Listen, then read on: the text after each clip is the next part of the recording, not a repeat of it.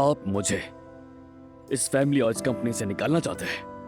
ये मैं नहीं, खुद तुम चाहते हो। इस आदमी का मसला प्रोजेक्ट हरगिज नहीं है। बस करो उमर, मैं इस काम में अपनी मर्जी से नहीं आया। चचा ने रिक्वेस्ट की थी इसलिए आया था। तुम समझ क्यों नहीं रहे? हाँ, नहीं समझ रहा, क्योंकि मैं तुम्हें अच्छी तरह जानता हूँ। तुम्हारा वाहिद मकसद आयजा के जरिए मुझे परेशान करना है, बस। बस करो यार, आखिर मैं क्यों छीनूंगा तुम्हारा सुकून?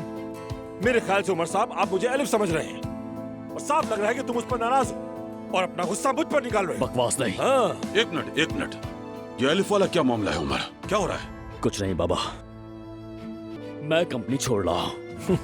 ये भी मेरे साथ जा रही है। आयजा, चलो मेरे साथ। तुम कब से मेरे सामने सर उठाने लगे हो? हाँ? तुम अपने बाप, अपने खानदान। बाबा, चचा, बाबा, चचा, हमीद अंकल। बाबा, बाबा, हमीद ठीक है ना? चचा, पानी लेकर आ जाओ। बाबा,